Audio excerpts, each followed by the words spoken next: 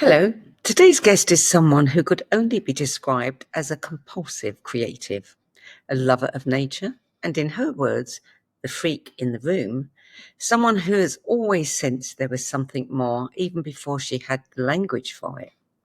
As a child, she spoke with insects, felt the presence of unseen visitors, and connected deeply with the stars. Long before spirituality was a hashtag, she was wandering the aisles of esoteric bookstores in New York City, drawn to books that mirrored her own mysterious inner world.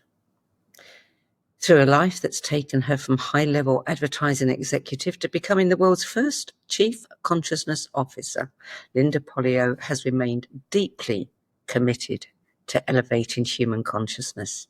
Today, she continues that work as a consciousness doula, helping others navigate their own awakenings and spiritual transformations. We're thrilled to have her with us today to share not only her journey, but the 10 books that have marked her path. Lynnda Pollio, welcome. Hi, Sandie. Thank you so much. I'm very honored to be here.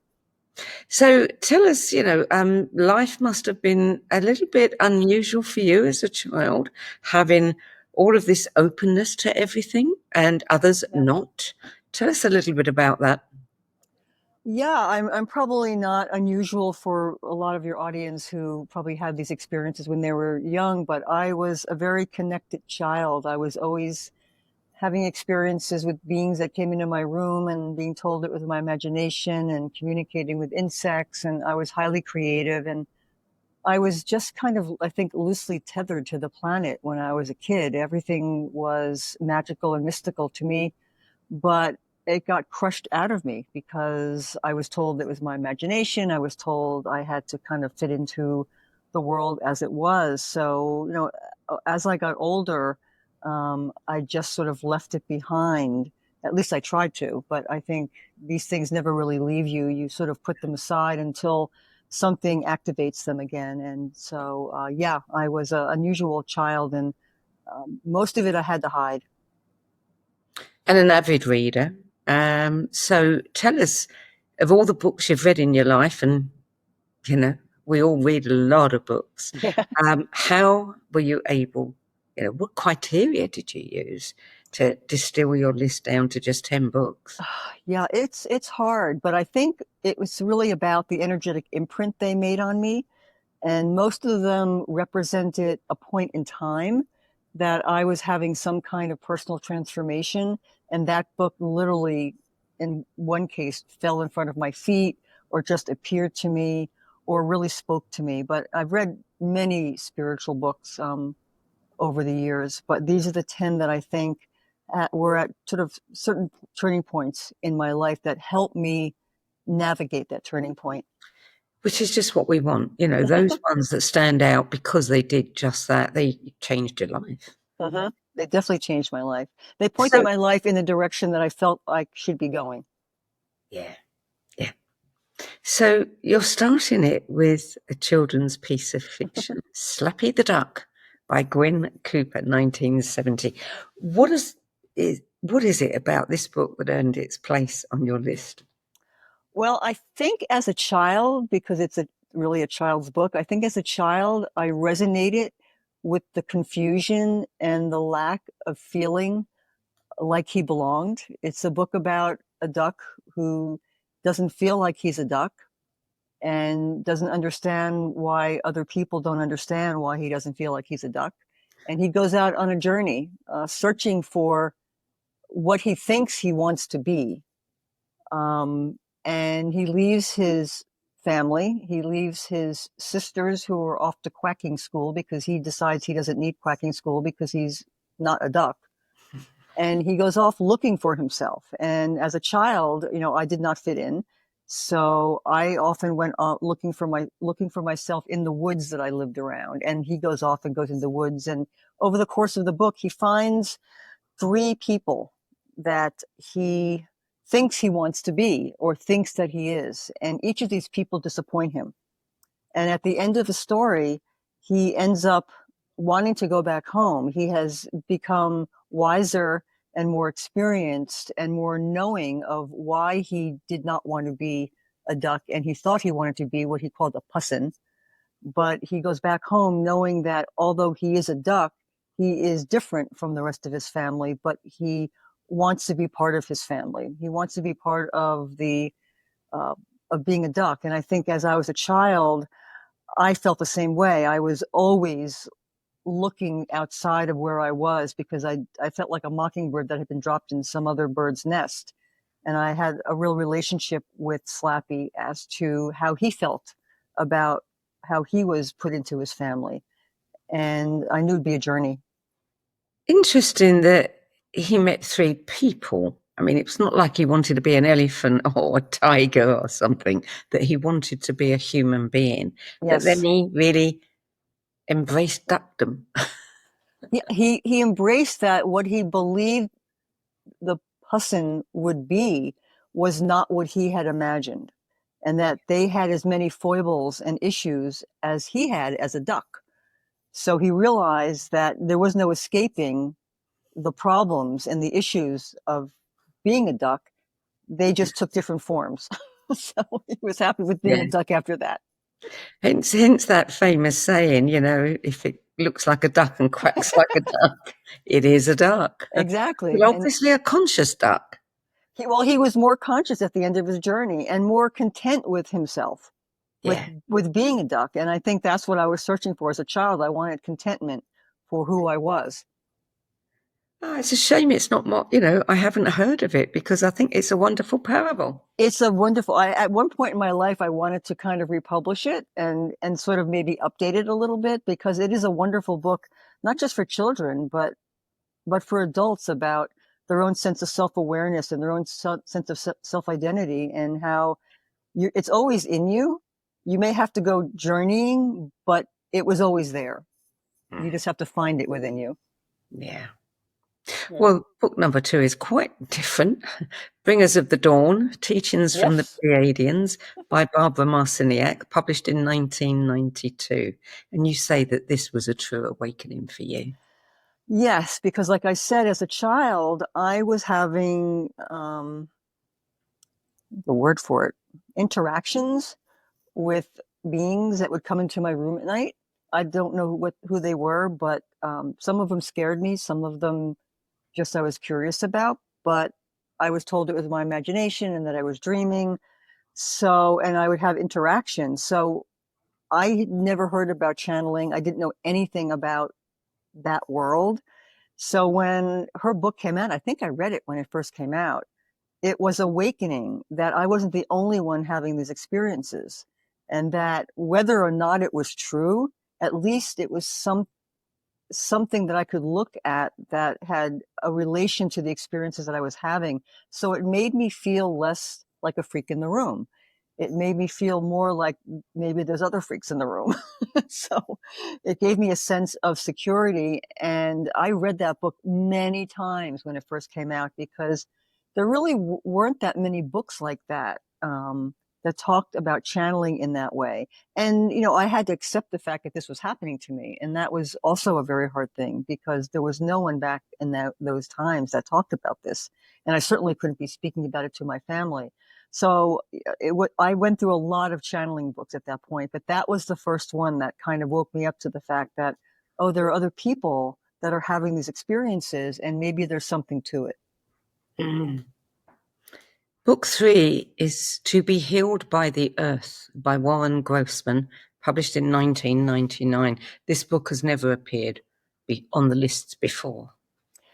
Yeah, this book, I don't even remember. You know, a lot of the books that come to me in ways that I either don't remember or they come to me because, again, it's something I need and they just appear in some strange way. And this was one of those books. And I've only had this book for maybe 3 years. And I found it in a thrift store. And again, it just popped out at me. And it's by a gentleman who was a I think it was published in the 70s, 90s. I don't remember now even. But it's It a was very, 90, when was it it? was published in 1999. Okay, 99. Okay, so yeah. And it was published by a psychologist in the Midwest who had gone to, I forget what country, but he had picked up some dread disease. And when he came back, they told him he was going to die, that there was no chance he was going to die. So he decided to go out and lay on his and lay on the earth and ask the earth for healing. It took a long time, but he didn't die. And he slowly began to heal. And as he healed his body, he became super connected to certain energies. So he was able to take these energies and heal his own body and then help support the patients that he had. And so he wrote this book, and it's sort of part memoir about his life, but also part instruction on how to connect to the earth. And I've always had a lot of weird physical things wrong with me. I mean, that came with this package of energy that became my body. So I've always been looking for what is going on with me and how to heal it. And so this book really spoke to me, and it really helped me to connect to the earth in a more meaningful way. And so it's been very good for me physically. And it's just a book. It's one of the books I have in the house still that I just like having in the house. It's just, there's something about the presence of his energy that even when I touch it, I feel connected to the earth when I touch it. Wow, that's amazing. I mean, laying on the ground every single day, speaking with the earth. You know, some people might do that for a few days and then go, oh, well, nothing's happened. Well, he was told he's going to die, and there was nothing they could do about it. So he figured, if I'm going to die, I'm going to die on the earth. And he just went out every day and started communicating to the earth and bringing the energy of the earth up and bringing his illness into the earth to be healed. And I think it took a year. It was not an easy time, but it slowly. And then as he became more healthy, then these energies started coming in that he was able to see other people's energies and auras. And so he was given a gift for all that he had gone through. So, you know, a lot of us that go through these kind of healing crises and have health issues are also, it's part of the process of the energies that we are bringing into the planet. And I think that was a big part of what he went through. And it, again, felt very aligned to where I was at the time when I found the book. Book number 4. Now, I have a feeling this might be the, I'm shocked actually seeing this title, that this might be the first time it's been mentioned in 5 years. That's an awful lot, like 250, Wow. you know, interviews and dedicated pages. But it ought to have been mentioned a lot more. It is The Science of Mind by Ernest Holmes. And so many people that I personally know have talked about this book. So I'm surprised, you know, maybe it might have appeared once, but it's certainly not been as frequent as it should be. Yeah, that's another one of these books that happened at a certain point in time where it was kind of my second, you know, my spiritual ascension or my spiritual expansion has been sort of like stages of a rocket. And every stage of the rocket came with different books. And I'd say that this was my second stage, when I kind of began to understand what was happening to me and be a little more connected into all this. And I found The Science of the Mind, it's a thick book. And I'm not really a big, thick book reader. So it took me a while to read it, but it really kind of, for me, it was a primer on all different kinds of consciousness and spiritual concepts and ideas. And he communicates. I'm very big about languaging. Languaging is a big thing with me, and he languages very much in sort of a Christian or Catholic kind of way. And I was raised Catholic, so I understand that. But the ideas, that's just the way he languages. The ideas are universal. And I really found that he gave me, it was like kind of reading a spiritual encyclopedia, because most of the books I was reading up to that point were very specific, channeling, you know, just all about specific aspects of my awakening. And with his book, there was so much packed into it that it was almost like an encyclopedia that allowed me from that point to kind of look in different directions that I hadn't been looking, because there was so much information within this book. So I think I read that book twice at the time, because it is so dense. And it really kind of opened me up to other aspects of my awakening and other aspects of consciousness and spirituality that I hadn't considered before. So it was in its own way another awakening, but it was more like it was an opening to the second stage of my own development. I'm very pleased to see the next book on your list. This is a book that several friends of mine regard as the only book we need to read if we want to heal, our wounds. And it is The Presence Process, A Healing Journey into Present Moment Awareness by Michael Brown, published in 2005. Incredible book. Yes, and I found that one too, I think not long after it came out.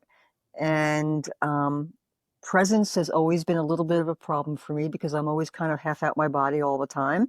So it's hard for me to meditate. It's hard for me to be present. So I was in a bookstore actually in Flagstaff many, many years ago. And I was walking in the esoteric book section, which I always do. And I heard a thump and I turned around and the presence process was laying on the floor in the aisle that I was walking on. So I picked it up and it was another big book. And because I don't like big books, I thought, oh, I don't really want to buy this book because and I read it, I started reading it, and it's a very dense language book, which is another thing I don't like doing. But it really did call to me. So I took it home and I started reading it. And what I loved about the book was it did help me become more present. But because I said I'm really into languaging, the one thing I learned, and he talks about in the book, is one of the reasons why it's so thick and so long is that he repeats some of the same things multiple times. And the reason he does this, and I'm very into cadence and rhythm of language, and because the way that you say something transmits information. So you could say the same information, but the way you say it will transmit different information and different knowledge in the unconscious. And so he was aware of that, which I found very exciting because I was aware of it. And what he does is he takes a concept and through the course of the book, he will repeat it in different ways 3 or 4 times. So it really gets into your unconscious and it begins to root there. So the ideas and the information that he's trying to relay to you actually take hold because they are very kind of high frequency ideas. So that was an amazing book. And again, it was like exactly what I needed at that time because I was going through a lot. I think I had started working on my book and I think I was not very present because I was up in the sky, and I practiced his instructions and it really helped me ground, which was really important. So that was, again, like a beautiful book at the time. And I think he says in there that, you don't even necessarily have to do the process, just reading the words. Exactly. Because the words contain the transmissions that are the energetic frequencies that embed in you, even when you don't need to particularly do the process, but the reading of it. And that's why I read that book twice too, because again, it's just about embedding the ideas. Words are kind of cathedrals for ideas. And so the words actually hold these frequencies, particularly if you're aligned with that frequency. And his book was very high, for me, very high spiritual, very, very, very high energy. So it allowed me to hold on to concepts that I really needed to hold on to, not in my conscious mind, but in my unconscious mind. I love the idea of you walking along and hearing the bang behind you and turning around and there's a book that's hurled itself off of the bookshelf. Yes, it wanted to be heard. You can almost see a cartoon with, the other books looking down and going, there she goes again. She's such a flirt. Yes. It's, it's true. such a lovely visual. Yeah, no, I love that book. But like I said, I loved all the books, and I think you love books when they meet you where you are. Yeah. And I've been lucky enough to find books that meet me where I am, because if you read a book and you're either past that point in your life or you haven't quite gotten there yet, it's really hard for you to take in. You either kind of dismiss it as something, oh, I know that, or you don't quite understand it and you're kind of, oh, I don't think I really want this yet. But when a book finds you and meets you at where you are, that's where all the magic happens. Yeah. Book number 6 is Letting Go, The Pathway to Surrender by David Hawkins, published in 2012. This has been getting a few mentions lately. So I don't know if it's something that people are suddenly talking about and reading, but I think several people this year have mentioned this book. Yeah, it's interesting because again, I didn't know David Hawkins. He lived in Sedona. He passed a few years ago, but he lived in Sedona, and I had heard of him, but I really didn't know him. I never read any of his books while he was alive.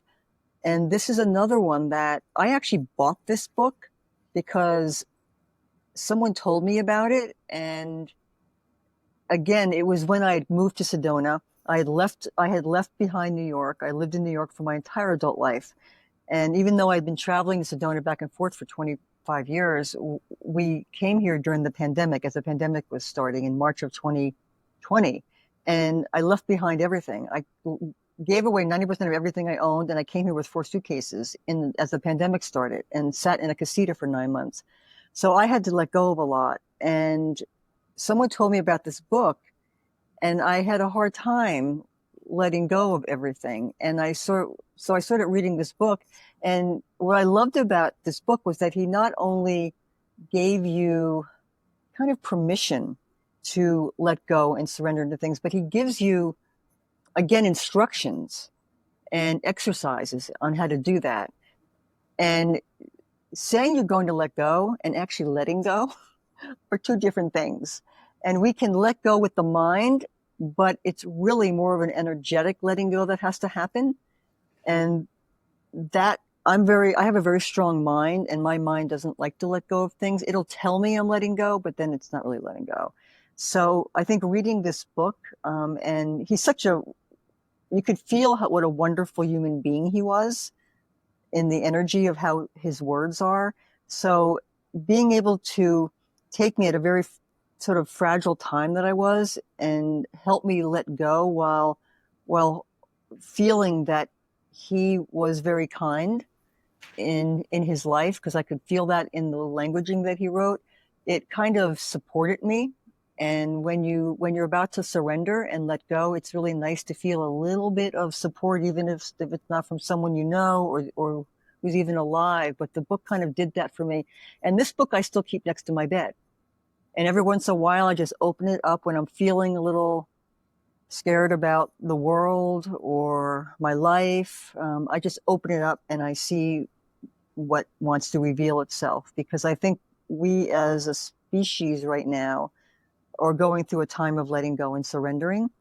So anything that helps us do that is really helpful. And this book has been really big for me. This is the most recent book I've read. Mm.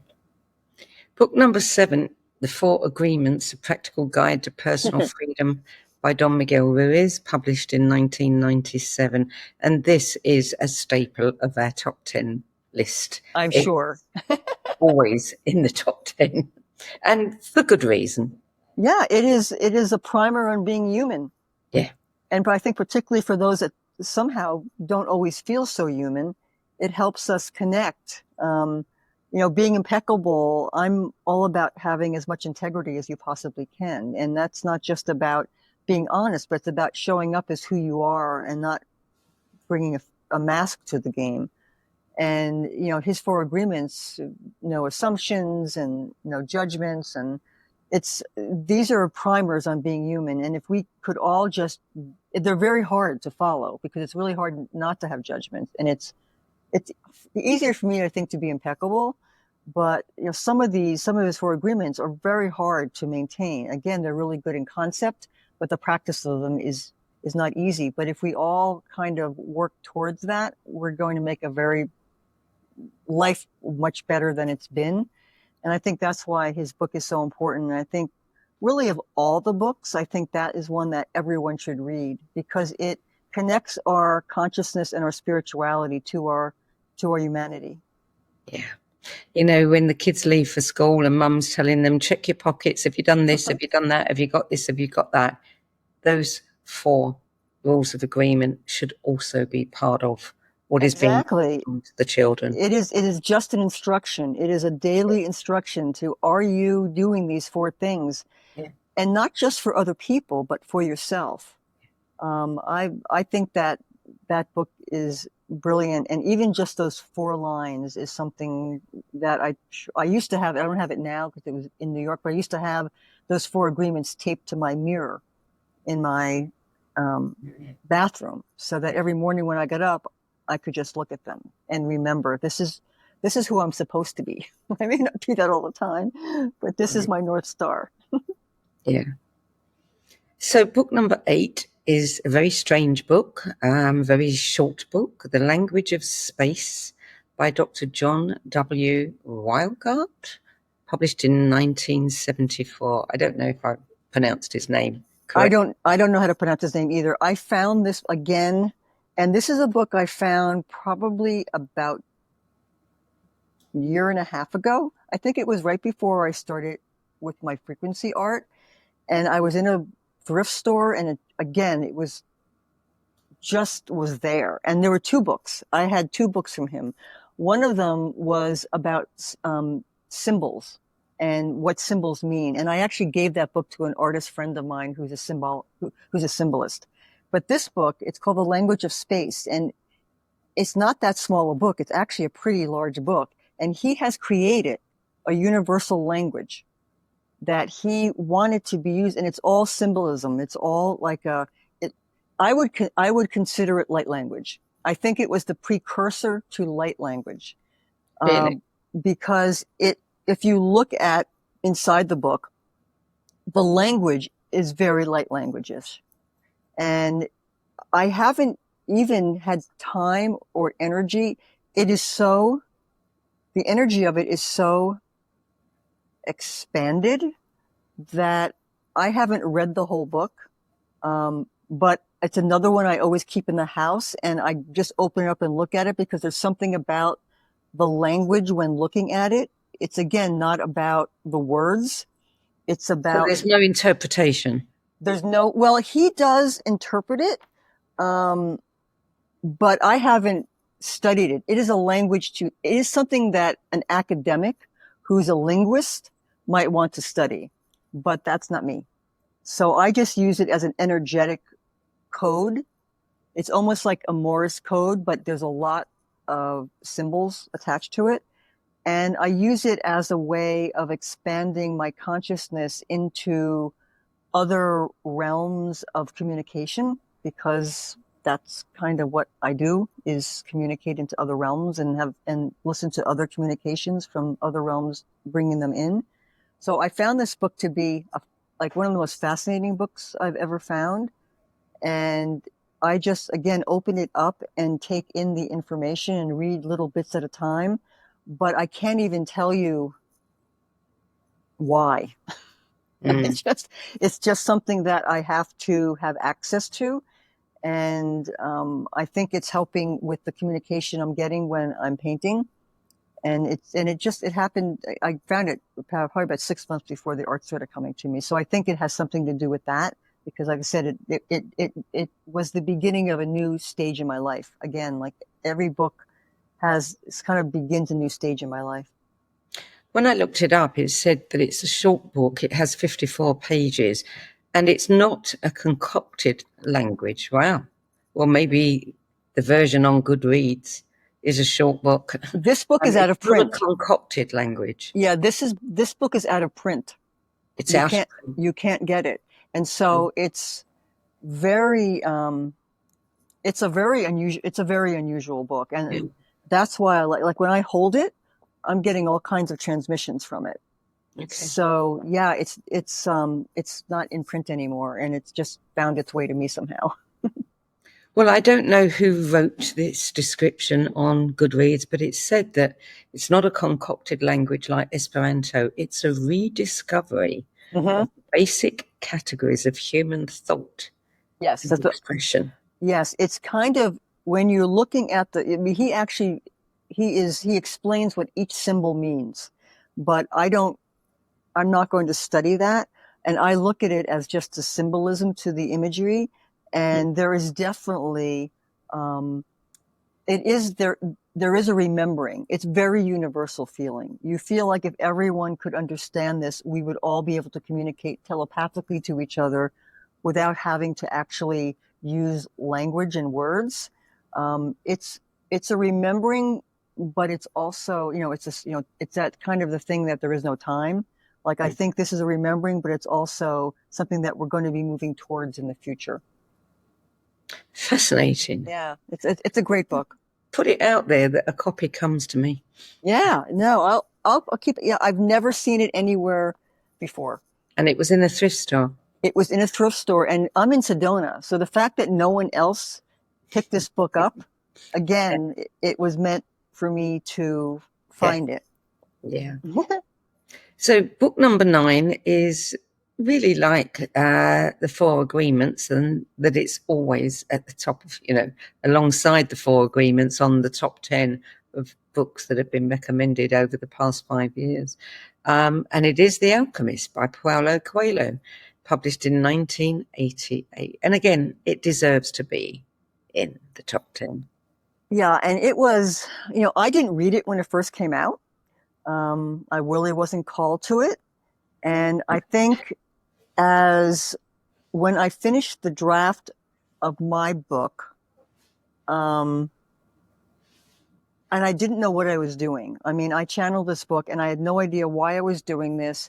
It was a novel, but it was spiritual. It had energy in it. And I had no clue. And I thought I had completely lost my mind. I literally thought I had lost my mind. So, again, this book appeared to me. And someone said, why don't you read The Alchemist? It's a novel. It kind of reminds me of what you're doing with your book. And this is years before my book came out, because that was the first draft of it.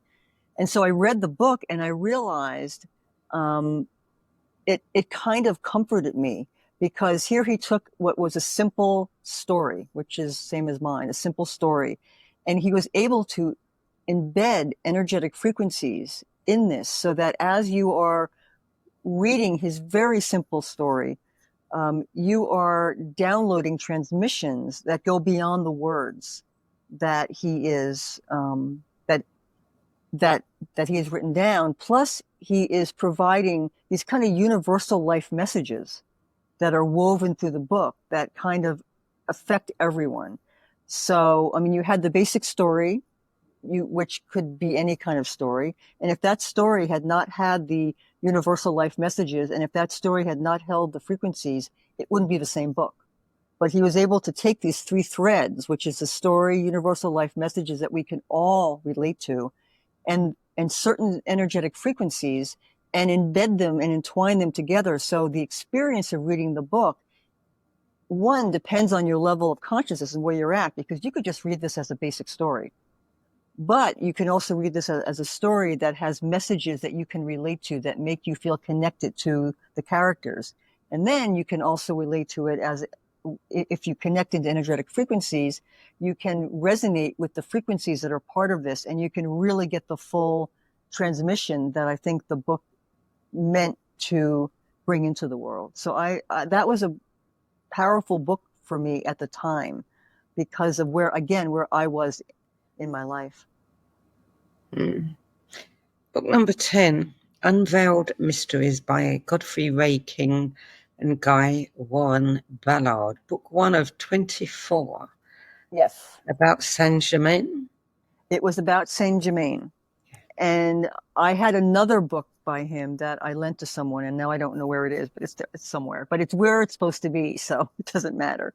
But that was, again, like, I was in the midst of taking care of my mother. I was a caregiver to my mother for 9 years, and it was extremely difficult. I went through a dark night of the soul, scorched earth life experience, and at the end of her life, I was in a rehab center with her, and I was exhausted, and I went into the library, and it was a bunch of Nancy Drew books, a bunch of Women's Days, all these kind of just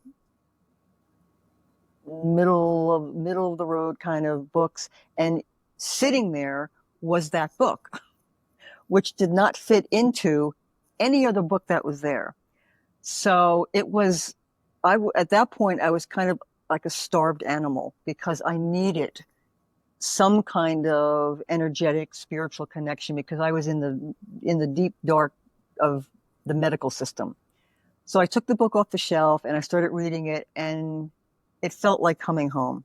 And it was like, he writes it like it's a memoir, but it's way out there. It goes into ancient Egypt. It takes you on all kinds of journeys. And again, it's just one book in a series of books that he wrote. So there's a whole series of these.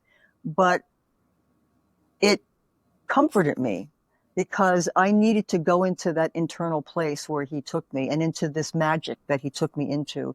And again, that book held a lot of frequencies to it. So I asked the people at the rehab center if I could have it because I figured no one else is going to read that book. And they said yes.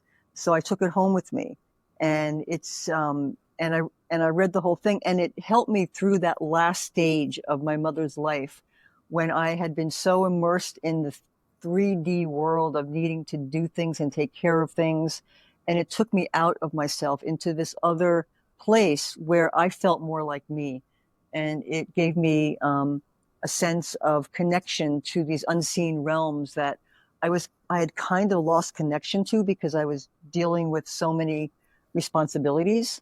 So it was the perfect book for me at the time. And I've lent that book to someone as well, but I know where it is, so I'll get that one back. Yeah, I'm going to read a little bit about the description because I think this is really important. It says, it describes an encounter between the author and Saint-Germain, an ascended master, virtually a god, who is able to manipulate the fabric of reality.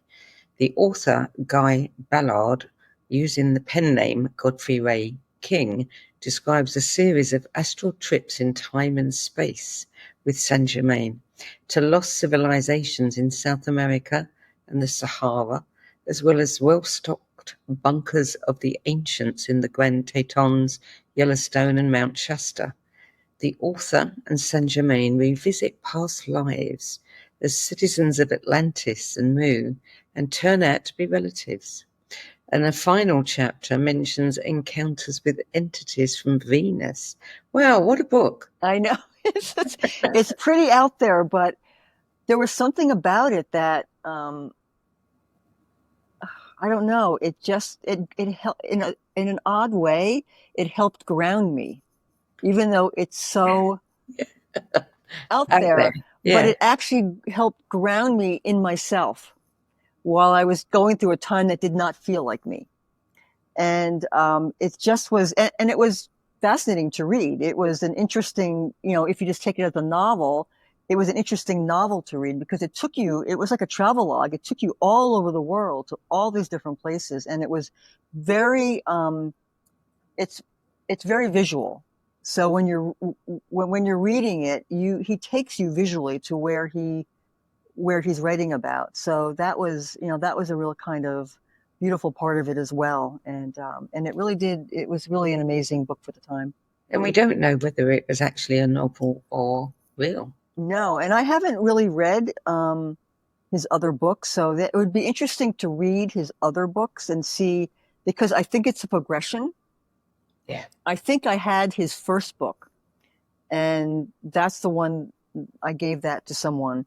And because I give books away a lot when I just feel like someone's supposed to have them. And if I get them back, that's fine. But if not, it's kind of like a crystal. Like I have these crystals, and then I would think this person needs this crystal. I give them the crystal, and it went where it was supposed to go. Yeah. So I feel that way about books too. It was the only one of the 24 to appear to be available on Amazon. Really? Yeah.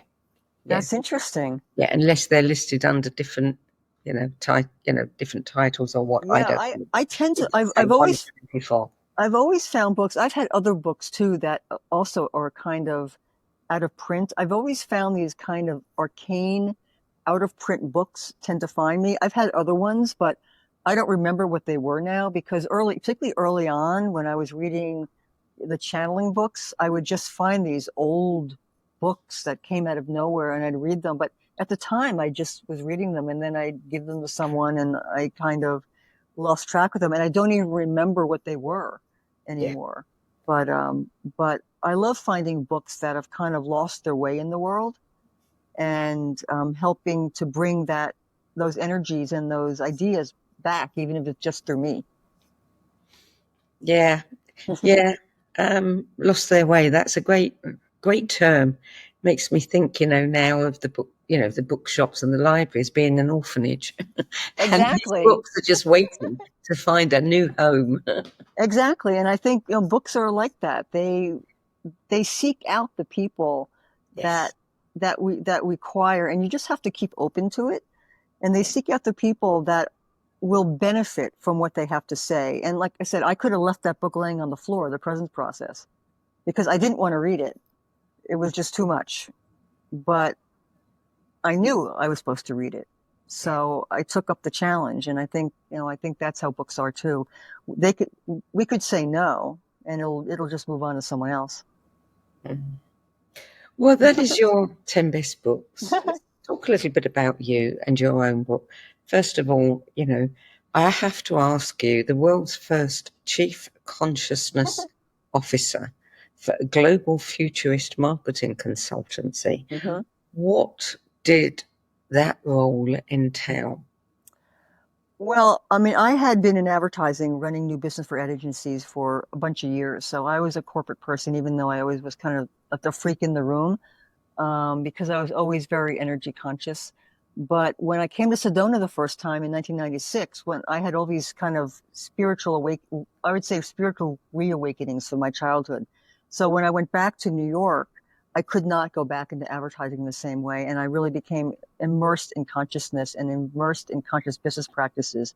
And after, I don't know, 3 or 4 or 5 years of doing that for small companies, I wanted to bring the idea of a chief consciousness officer into corporate America, because just as when digital technologies kind of took hold and no one understood anything about them, companies had to hire a chief technology officer, someone who understood those frequencies, understood that technology, so they could bring that into their companies and to their consumer and all that. And I said, well, consciousness is a human technology that's beginning to come in. This is many years ago now, beginning to come into the world. And companies will need someone who understands those human technologies, which I said were wisdom, intuition, compassion, empathy, forgiveness, and gratitude.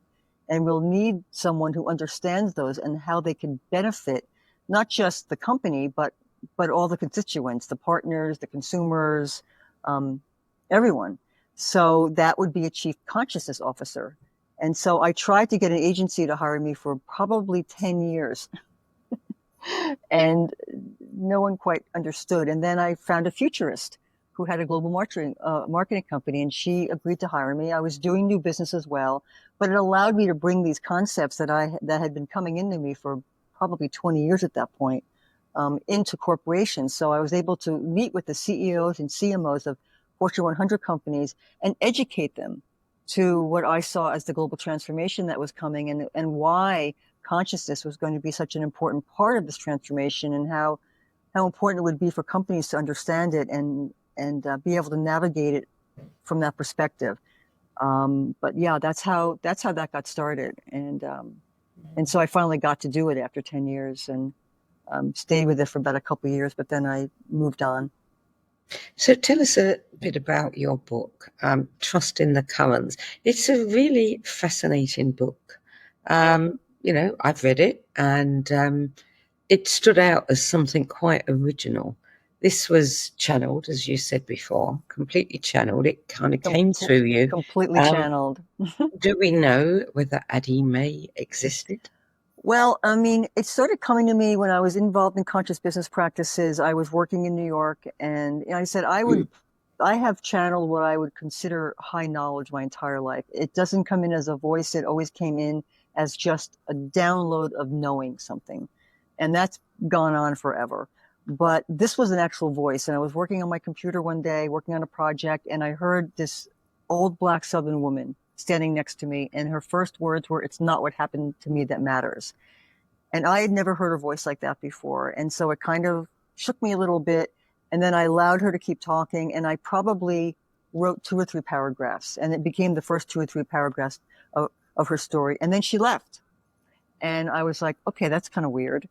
And then I went back to my work. And 3 or 4 days later, I felt her presence again. And she started speaking again. So I had to accept this covenant. And then once I accepted it, what would happen was I would feel her presence. I would call it the indigo abyss. I would feel her presence. I had to sit and wait for her to come in, and it felt kind of like a cold energy until she connected, and then it was like a warm flow. And it was stream of consciousness. I never knew what I was writing until I was writing it. And it took me 2 years to channel the first draft. And it came out in very heavy Southern Black dialect, which is how I heard it. And it took me another 8 years to edit it, but that's a whole nother story. And I couldn't get her name in the beginning. She gave me Aubrey, which is her last name, right away, and she gave me all the other characters, but she wouldn't give me her first name. So for the first year, I kept changing the title. I kept changing her name until I saw it was the anniversary of the Birmingham church bombings that killed the 4 little girls. And as soon as I saw the photograph of Addie Mae Collins, I just had this shock of lightning saying that's her name. So I called her Addie Mae. And for the rest of the time I wrote the book, I had a photograph of Addie Mae Collins taped to my computer.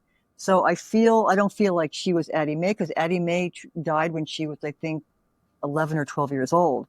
And this character goes from the time she's 11 to the time she's 18. But there was something about the influence of her energy that wanted to be, it was almost like, I'm sorry, I sometimes cry when I say this. I don't know why. Because I felt such a responsibility to her, but it was about giving her a life that she didn't have. And I felt like the whole time I was writing it, that I was giving her and even the other 3 little girls a life that they didn't have. And I felt that she was present in some way coming through this other voice. And I don't know who that voice was. It was very, very clear. And I don't know who that was, but the minute I finished channeling the book, which was a 2-year period, and I started the channeling in New York. I finished it in Sedona, and a lot of the nature that's in the book, which is another character in the book, all were my experiences here in Sedona. And when I was done, when I wrote the last word, I knew it was the last word. And I felt her leave. I literally felt her presence leave.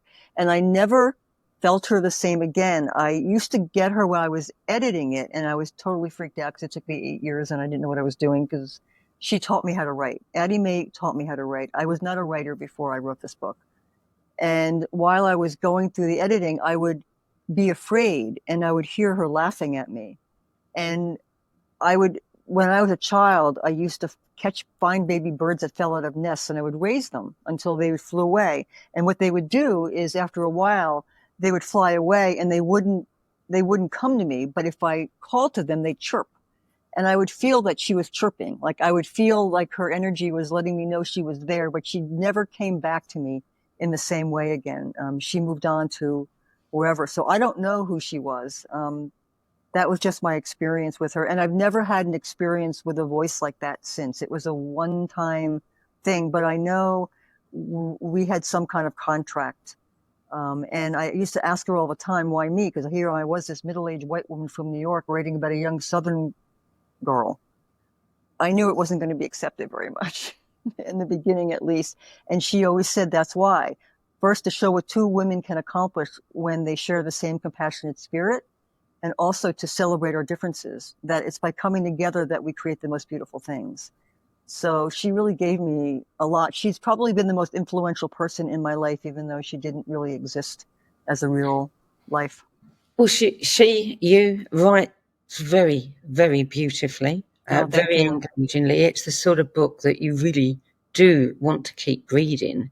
And there's definitely an energy in there. Yes. There is an energy. You can feel her energy. So it does feel like something quite unusual in my experience, and unforgettable too. Well, it's funny because when I was editing it, one of the reasons why it took me 8 years to edit it was that I would work on one sentence for 3 or 4 hours because I had to have the cadence. There are energetic frequencies embedded in some of these sentences that bring the reader into their heart. And the only way to do that was to arrange the rhythm and the cadence of the words in a certain way. And I always tell people, if you really get touched by something, read it out loud. And I've had a lot of people, like husbands and wives and mothers and daughters, read the book aloud to each other. And it brings a whole nother level of energetic frequency to the book. But it's been great. Won awards. Yeah, it's won 13 literary awards, and it was #1 in inspirational fiction on Amazon. Yeah, So well it's been, done. it's had a life of its own, and it's really not because of me, because the book came out as I was taking care of my mother. So I didn't really promote the book at all. I entered a bunch of awards over a 2-year period, but I had no time. So she kind of took it, and it's been several years now, but she still keeps going. The people that are meant to read her words will find her book. Do you miss her? I miss her wisdom. She used to laugh at me when I was afraid. She thought fear was hysterical. She thought human fear was really funny. And so, I wrote like that, maybe without fear, there'd be no flower, because she seemed to indicate that fear actually brings us to a place that allows us to blossom and allows us to create, it kind of fertilizes us in a way that allows us to get to places that we wouldn't get to without fear bringing us there. Our humanness doesn't like it, but there's a part of our soul, I think, that really kind of grows from the experience. So I miss her because, and it was really funny because when I went back to New York after channeling this, it was all African-American characters in this book. And I remember when I first got back and I'd walk by a cafe and I'd see these African-American friends, women sitting together laughing. I would plow my nose up to the window and I would get this deep desire to sit down with them and connect with them, because when I lost Addie Mae, I lost her whole family. I lost Mama, I lost Jenny, I lost Clarice, I lost all these beautiful female Black characters that I had become very, very close to over a 10-year period of writing the book. And, so that part was hard for me, but, when you're called to do something, you just sort of do it, and you trust the currents.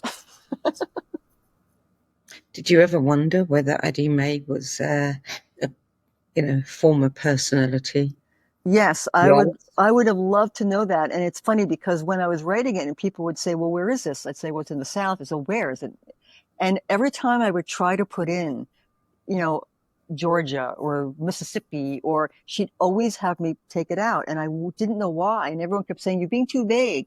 But what I found is, since the book came out, people that are in Mississippi have contacted me and say, I know this place in Mississippi.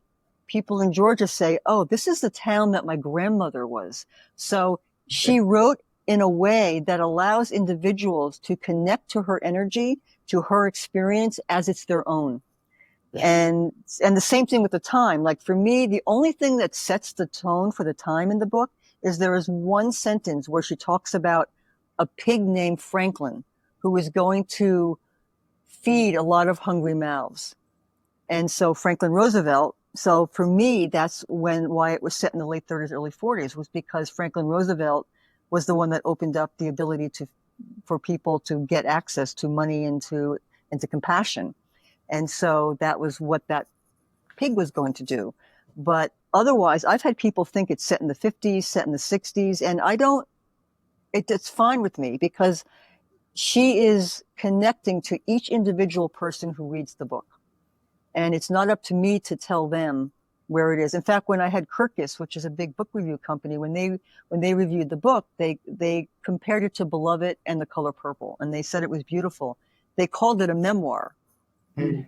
And I called them and I said, thank you for the review. It was a beautiful review, but it's fiction. It says on the cover, fiction. And I said, can you change it? They said, no, because the reviewer reviewed it and felt it as a memoir.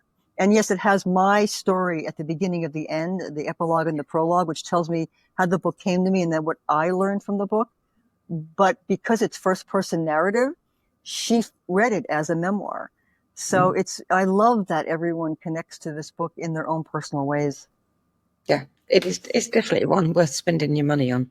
Oh, thank you. We've only got a few minutes left. Tell me Sure. about Wisdom Keeping. That's your website. That's my website. I am in the process of transformation right now, like I think everyone was. I started that because I am totally committed for the rest of my days to helping people wake up, to helping people that are going through the process, because having gone through it, it's not an easy process. There's most likely a dark night of soul attached. There's a lot of confusion. There's a lot of solitude, a lot of loneliness, and a lot of magic and a lot of beautiful things that happen. But it's not for the faint of heart. And I want to be supporting people that are going through that process. So Wisdom Keeping was a website that I was creating because I have a course that I have called Wisdom Keeping, which I haven't done anything with, which helps people through the process of awakening. And at some point I will get that up. But I don't know what I'm doing with it now. I've shattered my elbow a year ago, actually a year ago last week, and I have a plate and 10 screws in my elbow. I was hiking, and it was one of these life-changing experiences. And that's kind of around when Letting Go by David Hawkins came to me, because I had to let go, because I was in the middle of a bunch of things and I had to stop them all, and I had to just lay down.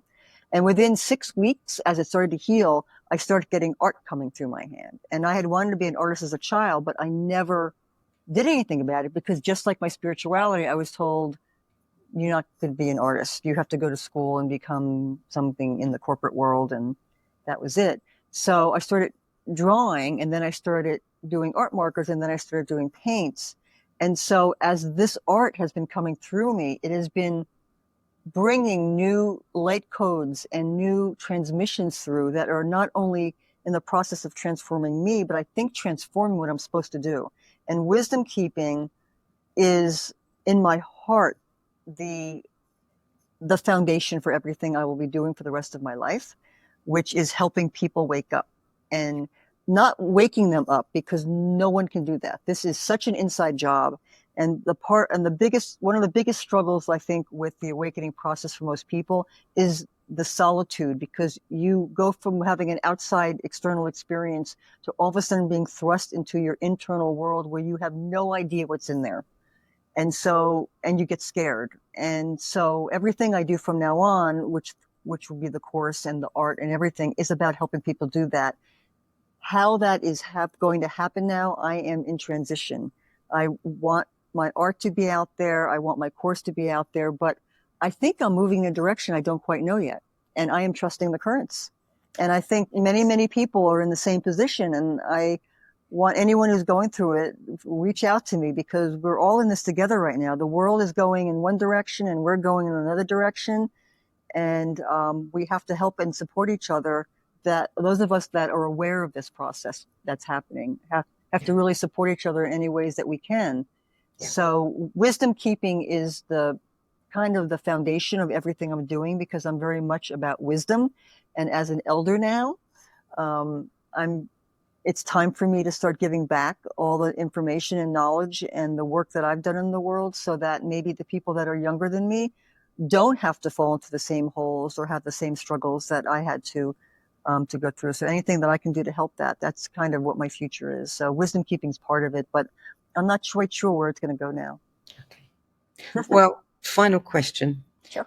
And we ask this of everybody. Steve Jobs famously gave every attendee at his memorial a copy of Paramahansa's autobiography of a yogi. Oh. And we want to know, what book would you want to pass on to your memorial guests? Interesting. That's really hard. One book? Well, I mean, I think as a human, I think we have to start with the 4 Agreements, because I think we have to really understand our humanity and learn how to treat each other and treat ourselves, because all this energy coming into us, there's a lot of people having all these mystical experiences, but if it's not grounded in our human body and in our humanity, we're not going to be able to get where we want to go. It's going to stay in this etheric realm. So I think I'd want to pass that on. Okay. That's a good choice. Yeah. Very good choice. Thank you. Lynnda Pollio, thank you for reminding us that awakening isn't something we chase, it's something we remember. Yes. And also to trust what's inside us, speak the unspeakable, and live from the wild intelligence of the heart. And also, we want to thank you for adding your 10 best list of spiritual books. Yeah, thank you. Thank you for inviting me. Book clubs. library. So if you want more information about Lynnda Pollio and her book, Trustingthe Currents, you can visit her other website at lyndapollio.com, LYNNDAPOLLIO. If today's conversation sparks your curiosity, you'll love our other two shows, the Synergy Sessions, where leading edge thinkers come together in bold, unscripted dialogues that ignite new possibilities, and Between Realms and Reason, where we journey into the mysteries of consciousness, energy, the hidden layers of reality, and where science converges with spirit in ways you never imagined. I hope you'll join me on those shows too. That's it for this week. I'm Sandie Sedgbeer. I'll be back at the same time next week with another 10 Best interview for the No BS Spiritual Book Club. Till then, it's goodbye from me, and thank you again to Lynnda Pollio.